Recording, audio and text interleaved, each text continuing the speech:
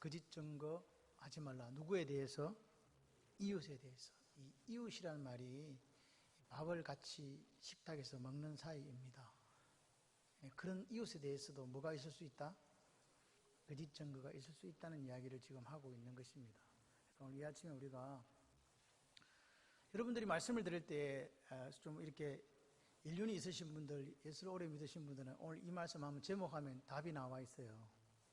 내가 그럴 줄 알아.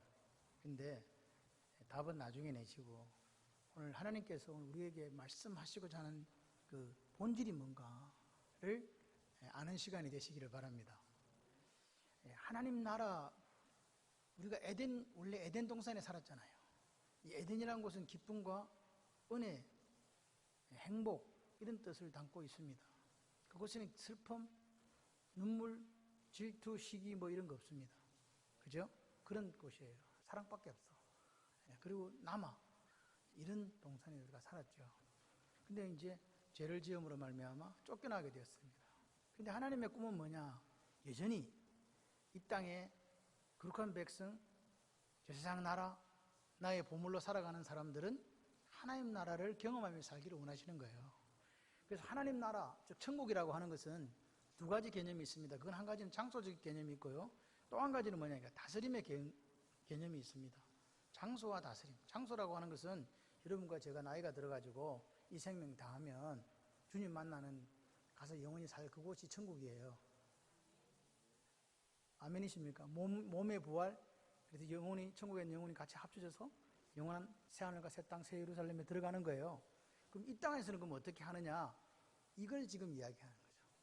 주님께서 이 땅에 처음 오셔서 공생의 사역을 시작하실 때에 제 첫 번째로 말씀하신 게 뭐냐니까 때가 찼고 하나님의 나라가 가까웠으니 회개하고 복음을 믿으라 하시니라. 할렐루야. 그러니까 주님이 이 땅에 오셔서 하신 가장 기본적이고 가장 핵심적인 게 뭐냐? 하나님 나라예요. 그러니까 다시 말해서 예수님은 하나님 나라를 당신의 등에 짊어지시고 오신 거예요. 그래서 예수를 통해서 우리는 하나님 나라를 경험해요. 그래서 주님이 공생의 사역 3년을 마치시고 십자가에서 우리의 피 흘려 죽으시고 다시 부활 성천하시기 전까지 보충 수업을 40일 동안 하셨잖아요. 그때도 뭐 말씀하시냐니까 같이 한번 해보실래요? 하나님 나라. 하나님 나라에 대해서 말씀을 하시는 거예요. 그러니까 지금 하나님의 마음은 뭐냐니까 이 땅에 우리가 죄를 지어서 낙원을 잃어버리고 사랑하는 당신의 세굴라 보물들이 어떻게 살기를 원하니까 하나님 나라를 경험하며 살기를 원하시는 거예요. 그러니까 이 땅에서도 뭐 하고 하나님 나라 경험하시고 우리가 이 세상 떠나면 영원한 나라에서 하나님 나라를 경험하는 저와 여러분이 되기를 소원합니다. 그러면 하나님 나라가 그럼 이 땅에서는 어떻게 이루어지는가 그걸 좀 생각을 해봐야 돼요. 하나님 나라에 대한 하나님께서 샘플을 우리에게 보여주는데 그게 마가복음 9장의 변화산 사건입니다. 변화산에 베드로와 요한과 야고보 요한이 올라가죠. 올라가서 이제 이렇게 보니까 예수님이 변화되신 거예요. 하얗게 어떤 세제로도 빨 수 없게 환하게 변화되신 거예요. 그리고 옆에 보니까 누가 있어요? 모세와 엘리야가 있는 거죠. 그래서 이 세 분이 이렇게 이야기를 나누는 거예요. 이게 천국이에요. 다시 말해서 같이 한번 해보실래요? 주님과 교제 나누는 것. 디아코니아. 주님과 교제가 이루어지는 곳은요 어디든지 천국이에요. 여러분이 지금 어느 곳에 계시든지 주님과 사귀고 있다면, 교제하고 있다면 그곳이 천국입니다. 가정일 수도 있고요, 직장일 수도 있고, 사업장일 수도 있잖아요. 교회일 수도 있고요. 또 한 가지는 뭐냐? 그 세 사람이 이야기하는 것의 내용을 몰라요. 근데 누가복음 9장에 가면 그 내용에 대해서 이야기가 나옵니다. 그 내용이 뭐냐? 예수님의 별세에 대해서 이야기하더라 이렇게 되어 있어요. 별세가 뭐냐? 죽는다는 거거든요. 그게 엑소더스예요. 우리말 출애굽할 때 엑소더스라고 그러잖아요. 그러니까 이 땅을 떠나는 거, 탈출해가지고 하나님 나라 가는 그것에 대해서 지금 이야기하신다는 거죠. 다시 말해서 하나님 나라는 뭐냐? 같이 해보실래요? 하나님의 뜻이 이루어지는 곳. 여러분의 가정에 하나님 뜻이 이루어지면 그게 어디? 천국. 여러분의 마음, 여러분이 삶을 살아가는데 하나님의 뜻을 지금 이루며 살고 계시다. 어디에서 지금 살고 계신 거예요? 천국. 아멘이십니까? 아멘이시죠? 그렇습니다. 그리고 세 번째 마태복음 20장에 보게 되면 포도원의 비유가 나와요. 포도원의 비유. 포도원의 비유에는 뭐가 나오냐니까 포도원 주인이 일꾼들을 이렇게 뽑아요. 새벽 6시에 온 사람, 9시, 그 다음에 12시, 오후 3시, 오후 5시. 근데 똑같이 그 사람들에게 한 데나리온을 약속하세요. 1시간 일한 사람도 한 데나리온 받고, 오래 하루 종일 땀을 일한 사람도 한 데나리온 받는 곳이 천국이에요. 천국은 무엇밖에 없다? 공로가 아니라 은혜로 사는 곳이 천국이에요. 지금 여러분들이 그런 은혜를 누리고 있으면 그것이 천국인 줄 믿습니다. 그리고 그 천국은요, 뭐가 없냐니까 원망과 불평이 없는 곳이에요. 사람들이 막 원망한 거예요. 왜 나는 저 1시간밖에 일하지 않은 사람은 한 데나리온 주고 나는 왜 더 안 주냐고 막 따졌잖아요.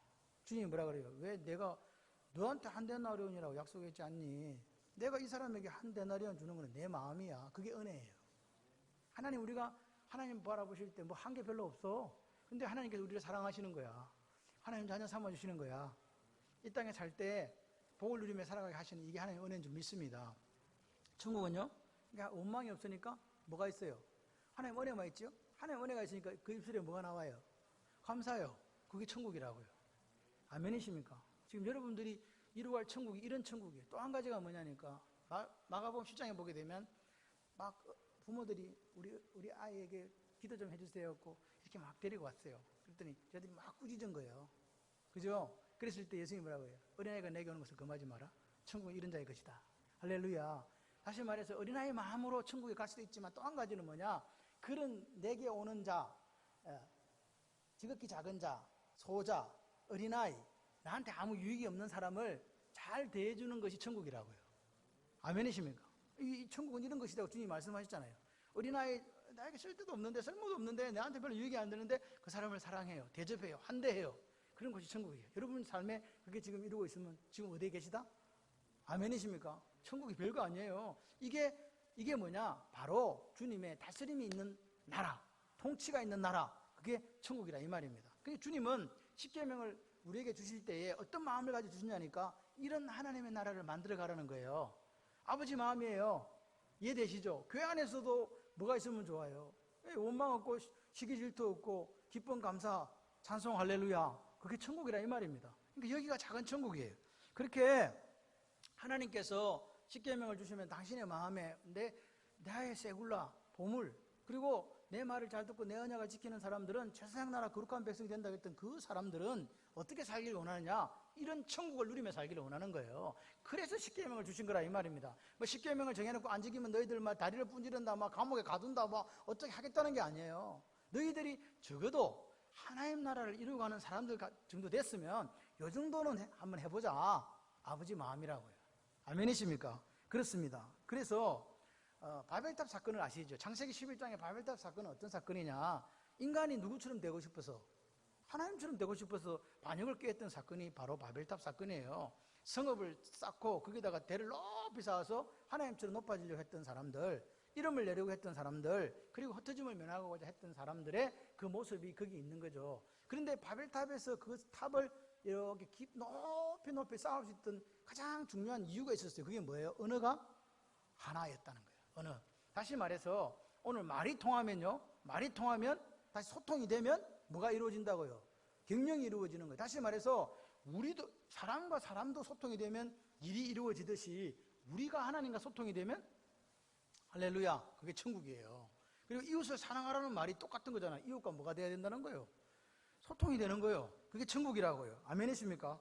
그래서 오늘 하나님께서는 이 말을 통해서 우리가 이 하나님 나라를 이루어 가시기를 원하시는 거예요. 말. 그래서 그냥 말이 그냥 우리가 따따붙다 하는 이 말이냐? 아니다. 이 말에 지금 오늘 들어있는 함의라고 하죠. implication이라고 하는데 이 함축된 의미가 있다는 거죠. 그걸 찾아가면서 하나님 뜻을, 하나님 마음을 아는 시간이 되시기를 바랍니다. 그래서 말이라는 게 보십시오. 인간을 인간답게 만드는 가장 중요한 수단이에요. 그죠? 말로 의사소통을 하잖아요. 걔들은 말로 안 해요. 우리만 말로 한다니까. 말로. 그리고 말은 인간이 인간됨에 있어서 가장 중요한 부분이다. 그런데 이 말이라는 게 단순히 그냥 말만 주고받고 하는 의사소통의 수단이냐? 그렇지 않더라는 거죠. 말은 살아있어요. 느껴지십니까? 그리고 그 말 속에는 뭐가 담겨있냐? 같이 해보실래요? 인격이 담겨 있습니다. 인격이 담겨 있는 거예요. 그래서 오늘 이 성품 캐릭터 중에서 말, 언어 생활에 대해서 주님이 이야기하고 계시다. 말은 조금 전에 말씀을 드린 것처럼 단순하게 의사전달의 수단뿐만 아니라 그 사람의 인격, 그 사람의 마음, 그 사람의 세계관을 담고 있기 때문에 중요하다. 말을 거칠게 한다 이런 게 이야기 아닙니다. 그 사람이 하는 말에 나는 기질적으로 말을 이렇게 세게 하는 분도 있고 적게 하는 분도 있고 뭐 부드럽게 하는 분도 있고 부드럽게 말을 하란 말인가? 이 말이 아니라 그 말이 담고 있는 의미가 뭐냐는 거죠. 이해되시죠? 그래서 오늘 말은 말이 아니다. 그것만 끝나는 게 아니고 그 말은 담고 있는 게 있다. 예. 그래서 오늘 왜 하나님께서 이 지금 마지막 계명에 대해서 이웃에 대해서 이야기하시면서 오늘 말에 대한 부분을 거짓 증거에 대한 부분을 이야기하셨을까를 이해하시는 게 중요합니다. 4계명까지는 하나님에 대한 계명인 거 아시죠? 5계명부터는 누구에 대한 계명이에요? 10가지 이웃에 대한 계명이에요. 그런데 이웃에 대한 계명의 첫 관문이 뭐였습니까? 5번째가 내 부모를 공경하라. 할렐루야. 내 부모를 공경하라는 말은 부모가 공경받을 만한 자격이나 어떤 것을 우리에게 하셨기 때문에 공경하라는 뜻이 아닙니다. 그냥 공경해야 돼. 내가 뭘 받았기 때문에, 내가 뭐 재산을 막 수억 받았기 때문에 공경하고 뭐 없으면 안 하고, 이게 아니라 우리가 하나님의 형상을 이루어가는 사람으로서의 사람다운 삶을 살려면 부모를 공경하는 것이 당연하다 그 말입니다. 그리고 그렇게 하지 않으면서 뭐 이웃 사랑한다, 뭐 교회 와서 예배 잘 드린다, 그런 거 다 거짓부릉이라고 이야기하는 거예요. 이해되시죠?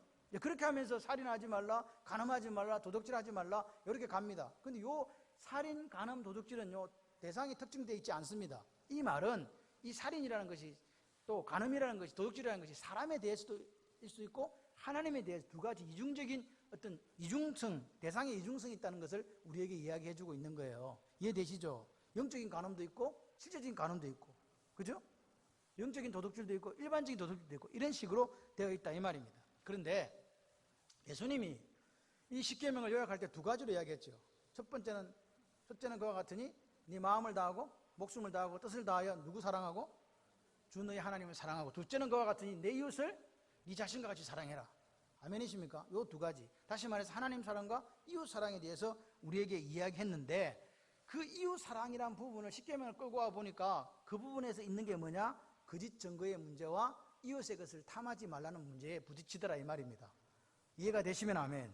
그런데 오늘 이 거짓 증거란 말이 무슨 용어냐는 거죠. 거짓 증거. 그냥 거짓말 하지 말라 이러면 좋겠는데 그렇게 안 하시고 거짓 증거 하지 마라 이렇게 한 거예요. 그 거짓 증거는 이 법정에서 사용하는 이 단어거든요. 위정할 때 거짓 증거, 위정의 문제. 거짓 증거 하지 마라, 위정하지 말라 그 말이에요. 그러니까 오늘 우리가 법정에 가요 안 가요? 여러분, 우리의 소원은 법원에 안 가는 게 소원이에요. 우리의 소원은 경찰서에 안 가는 게 소원이잖아.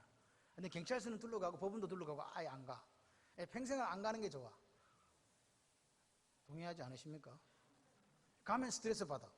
안 돼. 그래서 안 가는데 왜 갑자기 위정 문제를 들고 하나님께서 나오실까 이 말입니다. 그러니까 이 말은 단순히 법정에서의 위정 문제뿐만 아니라 다른 것까지도 포함하고 있다는 걸 지금 우리에게 보여주는 거죠. 네 자신과 같이 사랑하라. as yourself. 네 자신같이 사랑하라. 네 몸같이 사랑하라. 아멘이십니까? 이 네 몸같이 사랑하는 게 문제가 되는 거예요. 그냥 사랑하라 하면 대충 사랑할 수 있는데, 네 몸과 같이 사랑해라, 네 자신같이 사랑해라 하니까 이게 문제가 된다 이 말입니다. 여러분, 어떤 교회에 신실한 집사님이 계시는데 소문이 들린 거예요. 두 살림 한다 이렇게 된 거예요. 근데 이 사람은 두 살림 안 해. 정말 이해되시죠? 그럼 이거 거짓말이요 참말이요? 근데 이 이야기를 들은 집사님이 건수다 그래가지고 온 데에다 퍼나르기 시작하는 거야. 모 집사님 두 살림 안 된다. 겉으로는 신실해 보이는데 야, 사람이 저렇네 이렇게 이야기한 거예요. 조금 있다 보니까 이게 소문이 자꾸 늘어져가지고 이제는 뭐냐, 두 살림 하는데 아들까지 있단다 이렇게 된 거예요. 한 사람 죽었어요? 두 사람 죽었어요? 많이 죽었어요. 그죠? 이게 얼마나 들은 걸 사실도 확인 안 됐는데 그걸 갖다가 막 퍼뜨려가지고 유포해가지고 이게 거짓 증거한 거라니까요. 이게 거짓 증거한 거라고. 여러분, 그러니까 거짓 증거는요 단순히 법정에서만 쓰이는 게 아니라 오늘 어디에 쓰인다? 우리 생활에도 적응해야 되는 진리라는 거예요. 거짓 증거하지 말라고요. 아멘이야. 나는 그런 거 안 한다고 이렇게 지금 여러분들이 마음속에 제 얼굴을 보니까 표정이 나는 그런 거 안 하는데 이렇게 하시는 것 같아서 지금부터 이제 말씀을 드립니다. 이 거짓이라는 거, 여기 나오는 내 이웃에 대하여 거짓 증거할 때 거짓이란 말이 셰케르라는 말인데, 셰케르 이건 무슨 말이냐? 뜻이 있어요. 거짓말하는 것도 돼요. 또 한 가지는 뭐냐? 거짓 증거, 방금 거짓 증거, 위정. 요거 돼요. 그 다음에 뭐냐? 거짓 예언도 돼요. 거짓 예언은 누가 해요? 목사가 해요. 이해되십니까 지금? 거짓 설교가 있다는 말이에요. 이것도 세케레란 말이에요. 그리고 거짓 증거, 위정하는 거, 거짓말하는 거는 저와 여러분 동일하게 해당되는 거잖아요. 그리고 또가 뭐냐? 속이고 사기치는 거, 이것도 세케레예요. 또 뭐냐? 시편 33편 1절에 보니까 허무한 거 하는 것도 세케레예요. 쓸데기 없는 그런 아무짝에 도움이 안 되는 거 하는 것도 세케레라 이 말입니다. 다시 말해서 하나님은 오늘 하나님 나라를 이루어가는 하나님의 백성들, 저 세상 나라, 거룩한 백성들 이런 거 하라 하지 마라. 이런 거 안 하는 거라는 거예요. 저 세상 나라, 거룩한 백성 이런 거 하면 바보 천치다 이 말입니다. 그거 하지 마라 그 말이에요. 하나님 나라는 그런 나라 아니라는 거 지금 말씀하시는 거죠.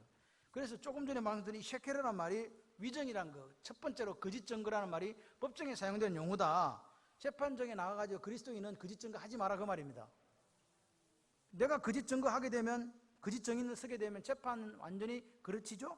그리고 정당한 사람이 재산이나 생명이나 시간상으로 뭐 돼요? 손해를 당하게 되잖아요. 그리고 부당한 사람이, 죄 지은 사람이 오히려 뭐요? 그 죄를 계속 범하도록 내버려 두는 게 이게 위정이에요. 맞죠? 더 죄를 짓게 만들잖아요. 그러니까 오늘 그리스도인이라면, 하나님 나라를 이루어가는 사람이라면 뭐 하지 마라? 거짓 증거하면 안 된다. 잠언 19장 5절에 이렇게 이야기합니다. 거짓 증인은 벌을 면하지 못할 것이요. 뭘 면하지 못한다? 벌 면하지 못한다. 지금 누가 말씀하시는 거예요? 하나님 말씀하시는 거예요. 거짓 증언은 벌을 면하지 못할 것이요. 거짓말 하는 자도 그 벌을 피하지 못하리라. 거짓 증언하는 자도 안 되고 거짓말 하는 자도 안 된다 그 말입니다. 여러분 이거 명백한 사실 앞에 우리가 나는 내 삶을 어떻게 살아야 될 건가 우리가 생각해야 돼요. 두 번째는 거짓말이에요. 지금 제가 말씀하는 거짓 증거와 거짓말의 차이를 아시겠죠? 거짓말은 그냥 거짓말이에요. 뭐요? 다른 사람을 뭐 하려고? 속이려고, 고의적으로 속이려고, 사실은 안 그런데 말을 바꾸는 게 거짓말이잖아요. 맞죠? 저 사람을 속이려고, 남을 속이기 위해서. 여러분 이거 종교적 위선도 있습니다. 이거 바리새인 아닙니까? 사실은 그렇지 않은데 그런 것처럼 하는 거라고요. 그죠? 그렇게 해서는 안 된다. 그런데 여기 사실 아닌데 침묵하는 것도 거짓말이다. 저 사람 이야기했는데 이게 사실 아닌데 내가 말을, 집사님 그건 사실이 아니잖아 이렇게 얘기해야 되는데 아무 말도 안 하고 가만히 있어. 그럼 뭐 하고 있다? 거짓에 동참하고 있다는 거예요 지금. 나도 거짓말하고 있는 거라고요. 거짓 입술은 여호와께 미움받아도 거짓 입술은 누가께 미움받는다? 여호와께 미움받는다. 진실하게 행하는 자는 그의 기뻐하심을 받는다. 하나님의 기뻐하심을 받는다. 진실한 말을 하는 사람, 잠언 12장 22절의 말씀이에요. 그러니까 하나님은 어떤 분이냐? 같이 해보실래요? 거짓말 잘하는 입술 미워하시는 분. 거짓말 잘하는 입술을 사랑하신다, 미워하신다?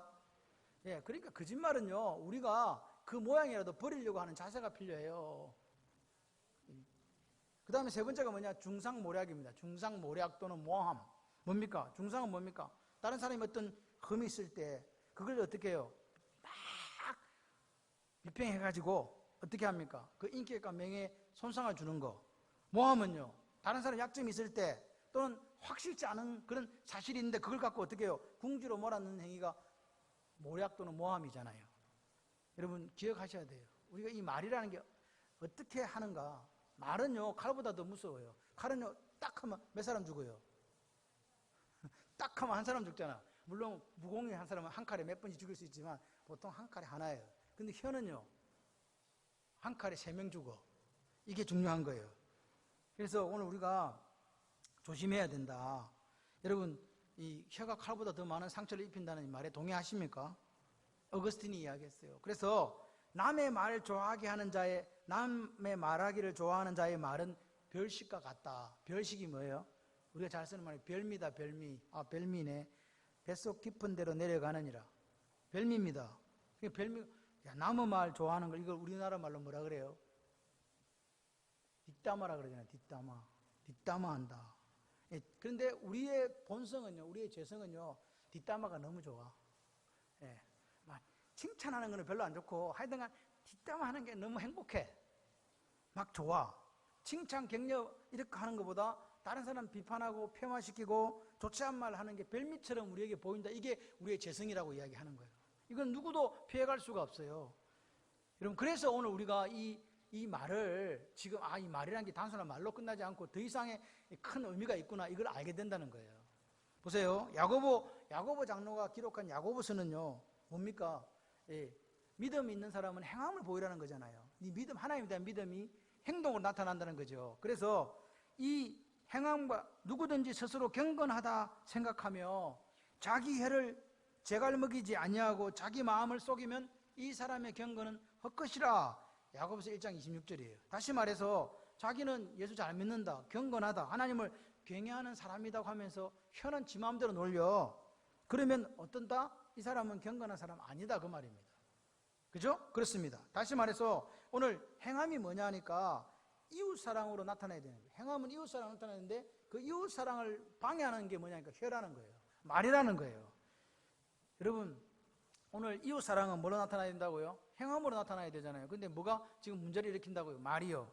그래서 3장에서는, 야고보 3장에서는 그 행함과 말이 연결돼 나타나는데 혀가 얼마나 길들이기 힘든 것인가를 성경은 분명하게 이야기합니다. 절절히 설명하면서 뭐 조심해라? 입 조심해라, 말 조심해라, 그렇게 당부하고 있는 거죠. 여러분 같이 해보실래요? 말 조심하는 것이 행함이 있는 믿음의 내용입니다. 그러니까 말을 조심하는 게, 저 사람은 진짜 행함이 있는 믿음을 가진 사람이야, 그 말이에요. 말 함부로 하고 다른 사람 상처 주고 중상모략하고 거짓말하고 거짓 증거하면서 자기는 믿음이 있다, 아니다, 그 말입니다. 여러분, 혀는 불의 세계라고 성경은 이야기합니다. 여러분, 오늘 우리가 예수쟁이잖아요. 아멘. 그리스도인이잖아요. 아멘. 그러니까 다른 사람에 대해서 뭐만 하자, 칭찬 격려만 하자. 아멘 좀 하세요. 여러분들은 지금 이 말씀을 사모하는 마음으로 들으셔야 돼요. 할렐루야. 내 마음에 찔린다 하면요, 아멘 더 크게 하시고. 박옥성 선생님 아멘 크게 해도 돼. 내가 박옥성 선생님 이야기하는 거는 근사님이 이런 말 해도 시험 안 되니까 하는 거지. 그러니까 우리가 다른 사람 격려하고 칭찬하는 말 아니면 말하지 말자, 그 말이에요. 절제의 모습이 필요하고 자제하는 모습이 필요하다. 같이 한번 해보실래요? 칭찬하는 말은 아무리 해도 인플레가 없습니다. 남편 칭찬만, 아내 칭찬, 옆에 보는 애들, 우리 교인들, 애기들 오면 막 그냥 칭찬해 주는 거예요. 칭찬이 인색해가지고 돈도 안 드는데 이게 안 된다니까요. 왜? 우리 속에 이게 있다니까요. 보세요. 오늘 우리가 다른 사람에 대해서 험담을 하면 할수록 누가 손해요? 중상모략할수록 자기가 손해요. 왜? 자기도 영혼이 죽어. 또 한 사람은요, 내가 중상모략하는데 김정희 지사님이 들어줬어. 그럼 김정희 지사님도 죽는 거예요. 그리고 당사자인 허준성 의사는 완전 죽었지. 몇 명 죽었어? 내 죽고, 김정희 죽고, 허준성 죽고, 3명 한꺼번에 죽어버린 거예요. 이해가 되시면 아멘. 이렇게 하지 말라는 거예요, 지금. 이 이야기입니다, 지금. 그러니까 오늘 우리가 혀가 길들여지지가 않는 거예요. 그래서 항상 혀를 잡고 성령의 도우심이 있기를 간구하는 기도를 좀 해야 돼요. 아멘 하세요. 우리의 혀를 길들이기 힘들기 때문에 하나님 오늘도 제가 말에 실수하지 않도록 오늘 하나님 말이 칭찬과 격려의 말이 많아지도록 그렇게 해주세요. 할렐루야. 네 번째는 뭐냐? 과장하고 축소하는 거짓말도 있다. 과장이 뭡니까? 남의 어떤 사람이 실수를 했어요. 그런데 그걸 엄청 부풀려가지고 과장해서 확대해서 소문 퍼뜨리면 이게 뭐다? 이게 거짓말이다, 이 말입니다. 그런 거 하지 마라, 이 말이에요. 그리고 어떤 사람이 와서 나한테 이야기를 했는데 이게 조그맣게, 이거 원래 요만한데 조그맣게 축소해서 이렇게 말을 해요. 그것도 거짓말이라는 거예요. 이해되십니까? 그리고 어떤 사람이 말을 나한테 이렇게 하는데 저 사람 말이 거짓말이야. 그러면 우리가 보통 그 사람과 관계 때문에 저 거짓말인데 말해야 되는데 말하기 힘든 경우 있잖아요. 그래서 그냥 입을 딱 닫고 있어. 그럼 그건 뭐예요? 방조죄예요. 거짓말이라고요.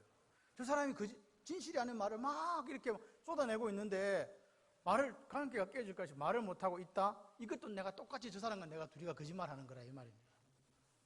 기억하셔야 돼요. 하나님은 지금 우리에게 이걸 설명해 주고 있는 거예요. 그리고 어떤 사람이 막 자기 스스로에 해서 과장되게 표현해요. 그때도 그 사람이 과장되게 보면 세상에 그렇게 하지 마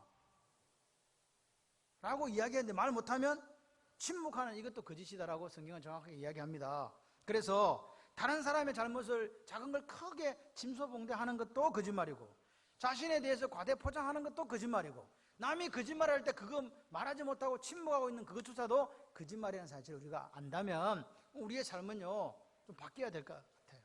그죠? 당당해야 될 때 당당하고 말을 해야 될 때 말을 해야 돼. 그래 나도 살고 그 사람도 사는 거예요. 그죠? 그렇게 되시기를 바랍니다. 예, 토마스 왓슨이라는 이 분은 이렇게 중상한 사람 한 번에 아까 말씀드린 셋을 해친다. 한 번에 셋을 친다. 중상을 당하는 사람 한 사람 죽었어. 중상이 모략하는 걸 듣는 사람 하나 죽었어. 그리고 내가 지금 중상하고 있죠. 중상 모략하고 있으면 나도 마찬가지로 뭐라고요? 내 영혼까지 죽는다. 그래서 3명이 죽는 거예요. 그래서 오늘 보십시오. 결국 거짓말은 뭐냐니까 나하고 이웃을 함께 공멸시키는 심각한 죄다 그 말입니다. 나도 망하고 쟤도 망하는 거예요. 내가 말하니까 듣는 사람 망하고 당사자 망하고 나도 망하고 3명이 한꺼번에 망하는, 교회가 와르르 내려앉는다고요. 가정이 내려앉아요. 이런 심각한 죄가 바로 거짓말이다. 그래서 오늘 십계명은요, 십계명 중에 이 9번째 내 이웃에 대해 거짓 증거하지 말라, 이 말 자체는 뭐냐니까 그런 것도 중요하지만 너를 위해서라도 하지 말라는 거예요. 누구를 위해서? 나를 위해서라도 거짓은 모양이라도 버려야 된다. 할렐루야. 그럼 어떻게 해야 되는가? 주님이 이제 말씀하신 해결책을 한번 보시자고요. 주님이 오늘 마태복음 12장에 병자를 고쳐주는 사건이 나옵니다. 고쳐줬더니, 눈물고 벙어리 된 자를 고쳐줬더니 바리새인들이 뭐라고 이야기했냐? 저 사람은 뭐라고요? 귀신의 왕 바알세불을 힘입어서 저를 고쳤다, 이렇게 이야기를 한 거예요. 그 말을 들으신 예수님께서 쫙 말하신 게 마태복음 12장 31절 이하에 내려옵니다. 그러면서 이렇게 이야기하는 거예요. 다른 모든 죄, 심지어 주님을 참된 메시아로 알아보지 못하고 그분이 우리를 십자가에 돌아가셨다는 것과 그것도 모르고 핍박하고 십자가에 못 박았다 할지라도 회개하면 용서받는다, 안 받는다? 받는다. 아멘이십니까? 그렇게 이야기한 거예요. 어떤 사람이 어떤 죄를 지어도 하나님 어떻게 못 오간다 할지라도 다 용서받을 수 있다. 그렇지만 뭐를 못 받는다? 오늘 명백한 성령의 사역을 방해하는 죄는 용서받지 못한다. 이해되십니까 지금? 명백한 성령의 사역인데 이걸 바알세불이라고 이야기했던 바리새인들을 보고 하시는 말씀이에요. 여러분, 오늘 우리가 어떤 죄를 지었다, 이 말은 살인했던, 간음했던, 폭행죄, 기타 등등 도둑질 다 이런 거 해도 하나님 앞에 회개하고 십자가 의지할 때 용서받는다고 성경은 이야기해요. 그렇다고 이런 거 하라는 이야기 아닙니다. 그렇게 우리가 잘못된 길로 가다가 돌이켰을 때 하나님께서 용서하신다고요. 여러분, 십자가에서 예수님이 죽으심으로 우리의 과거, 현재, 미래 모든 죄를 도말하셨다고 믿으십니까? 그렇습니다. 모든 죄를 도말하셨다니까요. 그래서 오늘 우리가 살아가면서 죄성이 있어서 죄의 피가 흘러서 짓는 이전 죄는 하나님 앞에 와서 그냥 무릎 꿇고 자백하면 돼요. 죄송합니다. 내가 못나서 이렇게 됐어요. 용서해 주세요 하면 하나님께서 어떻게 하신다고요? 예수 피로 말미암아 용서해 주신다. 그런데 조금 전에 말씀드린 것처럼 진실로 아무리 회개해도 용서받지 못하는 죄는 성령 해방죄다, 그 말입니다. 그죠? 성령의 능력으로 눈물고 벙어리 된 사람을 고쳐주었는데 이 치유함을 받은 이걸 바라보면서 귀신의 왕인 바알세불을 힘입어서 고쳤다고 말하는 그 사람들 엄중하게 경고하시는 예수님을 볼 수 있습니다. 다시 말씀드려서 주님이 10장 32절에 뭐라고 말씀하시냐니까 말로 인자를 거역하면 사하심을 얻되 말로 성령을 거역하면 이 세상과 오는 세상에도 사하심을 얻지 못한다. 할렐루야. 말로입니다. 말로. 다른 걸 한 게 아닙니다. 말로. 그 말이 왜 문제가 됐냐? 이 말이 아까도 말씀드린 것처럼 함의, 단순히 말이 아니었다는 거예요. 그 말 속에 뭐가 드러나냐니까 마음속에 쌓은 것이 드러났다, 이 말입니다. 바리새인들이 한 말이 바알세불에 힘입어서 고쳤다는 이 말이 그냥 말로 끝난 게 아니었다는 거예요. 그 속에 뭐가 있었다는 거예요. 그래서 35절에 주님이 이렇게 말씀하시는 거예요. 선한 사람은 그 쌓은 것에서 뭘 내고? 선을 내고, 악한 사람은 그 쌓은 것에서 뭘 낸다고? 악한 것을 낸다. 그러니까 다시 말씀드려서 네가 말을 했지, 그 말은 네 마음속에 악한 것이 있었으면 말을 통해서 뭐가 나오고, 선한 것이 있으면 뭐가 나오고, 선한 것이 나온다, 그 말입니다. 다시 말해서 이 말이라는 것은 뭐냐? 단순히 그게 아니라는 거예요. 마음의 문제고 세계관의 문제고, 할렐루야, 내 속에 무엇이 쌓여 있느냐의 문제다고 성경은 이야기하는 거예요. 그럼 오늘 우리가 어떤 사람을 맨날 폐마하고 거짓말하고 막 시기하고 질투하면 그 사람 마음속에 지금 뭐가 쌓여 있는 거예요? 여러분, 이웃에 대해서 거짓 증거하지 말라는 이 말이 그냥 거짓 증거하지 말라는 게 아니에요. 우리에게 물어보는 거예요. 네가 그렇게 거짓 증거할 정도면 네 속에 뭐가 쌓여 있다고? 악한 것이 쌓여 있다고? 선한 것이 쌓여 있다고? 악한 것이 쌓여 있다는 이야기입니다. 이 부분을 가지고 거짓 증거하지 말라는 쪽으로 접근을 해야 되지, 그냥 거짓 증거하지 말란다, 위정하지 말라, 이런 차원을 갖고 이야기하는 게 아니다, 그 말입니다. 마태복음 7장 16절에 20절에 나무와 열매가 나옵니다. 좋은 나무가 무슨 열매 맺고? 아름다운, 근데 우리나라 사람들은 좋은 나무가 좋은 열매 맺고 이렇게 얘기한다. 좋은 나무가 무슨 열매 맺고? 아름다운 열매 맺고, 못된 나무가 나쁜 열매를 맺는 거예요. 그러니까 열매는 자기가 맺고 싶으면 맺는 게 아니라 누구 탓이라고. 나무가 어떤 나무에 따라 달라지는 거예요. 밀감은 밀감, 배나무는 배. 그건 나무가 배나무니까 배가 열리는 거지, 배나무에 사과가 열리지 않는다는 말이에요. 다시 말해서 그 나무가 어떠냐, 열매를 보아 나무를 안다 그랬어요. 열매를 보니까 복숭아 나무다. 맞습니까? 그렇습니다. 다시 말해서 이 그림을 끌고 온 거예요. 바리새인들이 말하는 걸 가지고 너희들이 뭐하니까, 마음이 악하니까 악한 말을 하는 거지. 너희들이 못된 나무, 좋은 나무가 아니고 못된 나무니까 나쁜 열매를 맺는 거지. 너희들 마음속에 그런 것이 있으니까 바알세불을 운운하는 거지, 그 말입니다. 너희가 악하기 때문에 선한 말 할 수 없고, 마음에 가득한 거, 마음에 차 있는 게 입으로 나왔구나, 그렇게 말씀하시는 거라고요. 그러니까 우리가 오늘 하는 말이 뭐라고요? 우리 마음의 방향이 잘못되어 있으면 우리 말도 그렇게 나온다는 거죠. 마음에 있는 것을 말로 표현한다는 사실을 우리가 생각해 보면 우리가 내뱉는 이 말이 얼마나 두려운 말인가를 우리가 알 수 있습니다. 그냥 지나가는 말들이 아니라는 거예요. 그럼 오늘 한번 정리해 볼까요? 같이 해보겠습니다. 인간은 누구나 마음에 쌓은 것을 말하게 되어 있습니다.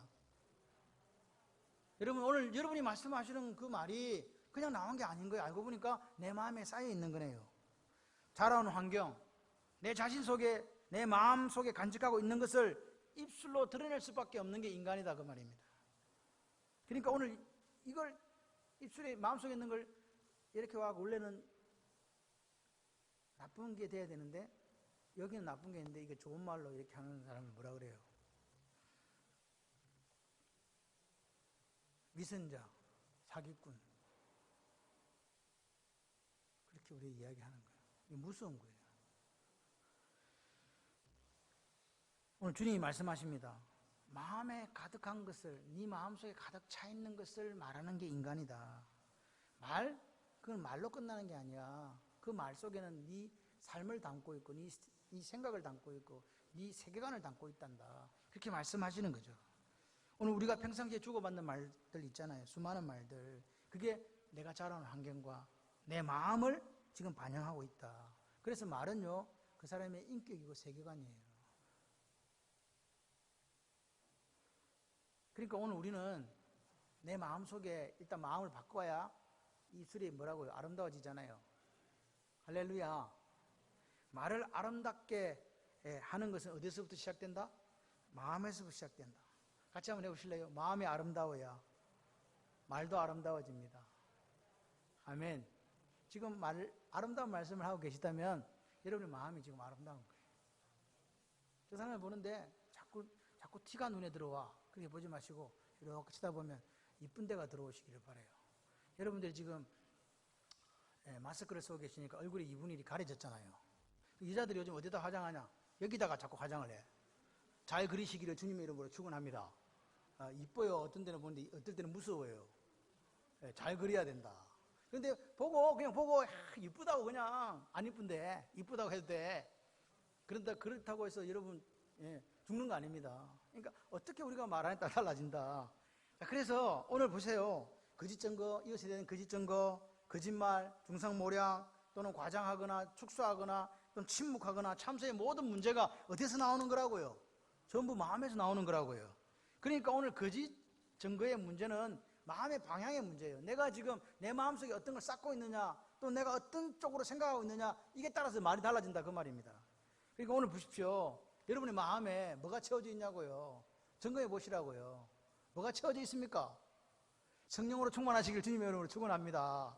여러분, 우리가 말을 바꾸는 방법은 뭐밖에 없냐니까 은혜로 채우는 길밖에 없어요. 그리고 우리 속을 십자가 보혈로 채울 수밖에 없어요. 예수 피로 도배를 하는 거예요. 예수 피로 도배를 해야 돼요. 그리고 우리가 그렇게 하면서 그렇게 도배하고 살아가는 사람요, 예배자로 서가지고 말씀과 기도로 그렇게 진 사람이요, 거짓말하는 자리에 가겠습니까? 예? 참소하는 자리에 가겠습니까? 이 말이에요. 안 간다, 그 말입니다. 여러분, 오늘 우리가 전적 타락해서 우리 속에 죄의 피가 있고 죄의 습관이 있는 이것을 이길 수 있는 힘이 하나밖에 없어요. 그게 뭘까요? 은혜입니다. 은혜. 헤세드, 하나님의 은혜. 할렐루야. 여러분, 우리 속에는요, 가인 증후군이 있어요. 가인 신드롬이 있다고요. 그게 뭐냐? 여러분, 형제도 죽일 수 있다니까요. 예배 드리다가. 그런 게 우리 속에 있다고요. 타락한 이후부터. 없는 게 아니에요. 잘난 놈 보면 배가 아파. 이쁜 차 보면 막 그냥 부러워. 막 시기 질투 막 나. 그게 우리 속에 있다니까요. 없는 게 아니에요. 그런데 이걸 이길 힘은 뭐밖에 없다고요? 은혜밖에 없어요. 십자가 피밖에 없어요. 아멘이십니까? 여러분, 거짓 증거 유혹을 이기는 것도 뭐밖에 없다고요? 하나님 은혜밖에 없다고요. 여러분, 말의 실수를 줄이는 것도 뭐밖에 없다고요? 하나님의 은혜로 나를 자꾸 차곡차곡 채워가는 거예요. 그거는요, 딴 거 없어요. 예배자로 서시기를 주님의 이름으로 축원합니다. 말씀과 기도로 그렇게 질 때 오늘 우리가 이길 수 있는 거예요. 그 짓은 그 모양이라도 버리자. 할렐루야. 마음을 새롭게 받아 변화를 받는 삶을 살자. 할렐루야. 내 마음의 은혜를 채우는 일에 게을르지 않을 거야. 난 하나님의 진짜 백성으로, 친백성으로 살아갈 거야. 그런 여러분 되시기를 바랍니다. 여러분, 이 말씀을 듣고 이런 생각이 들어요. 나 그럼 앞으로 거짓 증거 안 해야지. 그렇게 결심하는 것보다 더 중요한 게 있어요. 뭐냐? 100배 더 좋은 처방이 있는데, 그게 오늘 내 속에 뭘 채우자? 하나님의 은혜를 채우자. 그리스도의 십자가 보혈이 내 속에 강물처럼 그렇게 도배하자. 할렐루야. 그래서 성령 충만한 그리스도인으로 사는 거예요. 성령 충만하면요, 하나님과 소통이 되는 거예요. 하나님 마음을 닮아가요. 하나님은요, 세상을 이처럼 사랑하셨어요. 자기를 대적하고 자기를 부정하고 다른 바벨탑을 쌓아가는 그 세상을 사랑하신 거라니까요. 그래서 당신의 아들을 보내주기까지 사랑하시는 그 사랑이 내가 하나님과 소통되니까 느껴지기 시작하는 거예요. 이웃을 딱 바라보니까 시기하고 질투하겠어요? 사랑하겠어요? 사랑할 수밖에 없어요. 그게 성령 충만한 사람이에요. 하나님과 소통이 되니까 누구하고 소통이 된다고? 이웃하고 소통이. 그게 이웃 사랑이에요. 그게 하나님과 소통이 된다는 게 하나님 뜻이 오늘 내 삶에 이루어지고 하나님과 교제하니까 이것이 천국이 되는 거죠. 할렐루야. 그렇습니다. 오늘 우리가 성령 충만한 사람이 되어서 내 말에 실수를 이렇게 줄이는 방법은요, 복합적인 거예요. 그 단순한 게 아니에요. 한 개 갖고 되는 게 아니에요. 그럼 뭐 잘해야 되냐? 예배 잘 드려야 되죠. 그죠? 기도 생활 잘해야 되죠. 혼자 있을 때 성경 묵상해야 되죠. 찬양도 열심히 해야 되죠. 전도도 해야 되죠. 이게 다 버물러져 가지고 마치 비빔밥처럼 그렇게 돼 가지고 오늘 우리가 우리 속에 성령 충만한 역사가 있는 겁니다.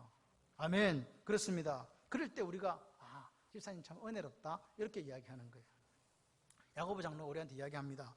위로부터 오는 지혜가 있고 땅으로부터 오는 지혜. 위로부터 오는 지혜는 하나님으로부터 받는 지혜예요. 땅으로부터 오는 건 누구 지혜예요? 마귀 지혜예요. 마귀 지혜. 그 차이점을 정확하게 뭐라 했냐니까 하늘로부터 오는 지혜는 화평을 누리게 한다는 거예요. 그러니까 여러 사람하고 내가 가도 화평한 거예요. 내만 가면 좋아져. 그런데 땅으로부터 오는 지혜는요, 시기 질투래요. 저 사람 멋있는데 맨날 입에는 시기 질투밖에 없어. 멀리 하시기 바랍니다. 자가 영양가가 없어. 여러분, 하나님 사랑, 이웃 사랑은요, 말로 이루어지기 전에 뭐부터 이루어진다고요? 내 마음속에서부터 이루어지는 거예요. 하나님의 마음을 이해했으면 좋겠습니다. 요한 1서 4장 20절에 누구든지 하나님을 사랑하노라 하고 그 행제를 미워하면 이는 거짓말하는 자니 보는 바 그 행제를 사랑하지 아니하는 자는 보지 못하는 바 하나님을 사랑할 수 없느니라. 아멘이십니까? 형제 사랑하지, 그러니까 이게 두 개가 같이 가는 거예요. 맞물려 가는 거예요. 수직적인 하나님의 사랑과 수평적인 이웃 사랑이 따로 있는 게 아니라 네가 진짜 하나님 사랑하는 사람 맞냐 할 때 우리가 이웃을 바라보면서 하나님 마음을 드러내고 그 사람을 사랑하고 거짓 거 하지 아니하고 그 사람을 내 형제와 같이 안아줄 수 있다면 이미 당신은 하나님 사랑하는 사람이다. 근데 하나님은 열심히 사랑하는 것 같은데 이웃을 멸시하고 차별한 다음에 당신은 하나님 사랑하는 사람 아니다. 그렇게 성경은 우리에게 이야기합니다. 보십시오. 요한복음 8장 44절에 너희는 너희 아비 마귀에게 났으니 너희 아비 욕심대로 너희도 행하고자 하느니라. 그는 처음부터 살인한 자요 진리가 그 속에 없으므로 진리에 서지 못하고 거짓을 말할 때마다 제 것으로 말하나니 이는 그가 거짓말쟁이요 거짓의 아비가 되었음이라. 여러분, 마귀는요 뭐라고요? 거짓말쟁이라고요. 거짓의 아비라고요. 오늘 우리가 거짓 증거 거짓말 할 때 우리는 누구 자녀여야 되는 거예요? 마귀 자녀예요. 여러분, 오늘 우리는 원래 마귀 나라에 살다가 예수 피로 어느 나라 왔어요? 하나님 나라 와서 하나님 자녀 된 줄 믿습니다. 그래서 우리는요 이 거짓말을 오늘 모양이라도 버려야 됩니다. 여러분, 우리는 내 이웃을 뭐가 같이? 내 몸과 같이 사랑해야 될 사람. 할렐루야. 당신의 이웃을 당신의 몸과 같이 사랑하십시오. 그것을 오늘 하나님 나라를 이루어가는 사람으로 드러내야 될 사람인 줄 믿습니다. 아까 이웃이라고 말씀드렸죠. 이웃을 이웃에 대한 이 이웃이 레아입니다. 함께 식탁에 앉아서 같이 식사할 수 있는 정도로 가까운 사람, 그게 이웃입니다. 그렇게 사랑하는 이웃에게 우리가 거짓 증거할 수 없잖아요. 아멘이시죠? 우리 모두 하나님이 인정하시는 네 이웃을 네 몸과 같이 사랑하는 그 인생이 되시기를 바랍니다. 그래서 오늘 하나님 나라를 이루어가는 하나님의 백성은 이렇게 사는구나. 하나님이 그토록 우리에게 원하셨던 에덴은 이것이구나. 그것을 여러분의 삶과 여러분의 가정에서 보여주세요. 그리고 이 땅에 여러분이 간 그 곳곳마다 하나님의 나라, 천국 이루어지는 놀라운 역사가 있으시기를 주님의 이름으로 축원합니다. 말은요, 우리의 생각, 말이 아니라 우리의 마음이고 세계관이라는 사실을 기억하시고 오늘 성령의 피로, 예수 피로, 말씀과 기도로 그렇게 해줘서 이기시는 저와 여러분들 되시기를 주님의 이름으로 축원합니다.